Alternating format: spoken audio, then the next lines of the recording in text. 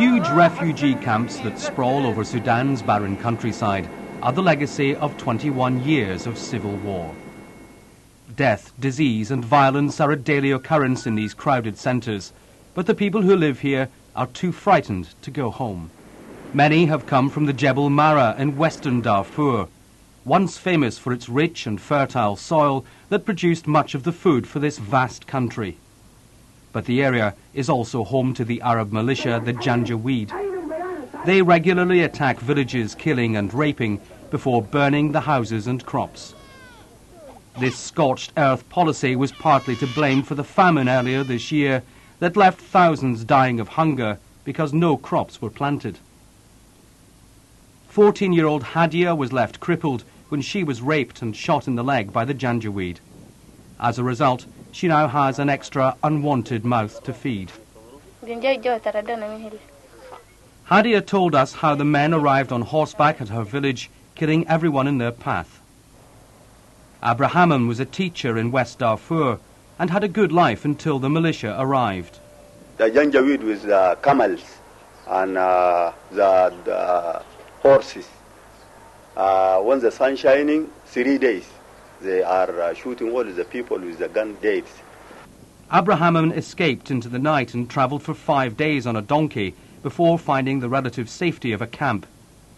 Even here, though, there are sporadic attacks, but those who squat in the dust think it's too dangerous to return home. It had been hoped that camps like these would be closed by now, their people repatriated to tend their farms. But the killing in the countryside goes on, it's simply too dangerous to return. That means that few crops are planted and the people of Darfur are once more left in limbo. For years, government troops have been at war with the Sudan Liberation Army. A peace agreement is in place, but no one seems to be able to control the Janjaweed, who roam freely in West Darfur. Many believe they are in collusion with government troops who use them to intimidate the local population. The UN has decreed the area too dangerous for its troops, but a few European aid agencies battle against the odds in an effort to help farmers stay in their villages. We've been to the top of these mountains. Mohammed, been up here? We travelled to the remote Jebel Mara region to see the scheme in action. If people can be persuaded to stay, there is hope that new crops can be planted and Sudan will once more be able to feed its vast population. Along the mountainous route, we passed villages burned to the ground. Our guide, Mohammed, told me what happened in the town of Tora, once home to the kings of Darfur. The name of this village is Tora, and when the problems appear between the government and the SLA here about the development problems and security problems, the government and the Janjaweed, they work together and they come and attack this village and other villages around the area. Why is this such an important village? It's because it's an important village because this is a history village of Darfur's rule. And all the sultans who rules Darfur, they make this village the base of the area.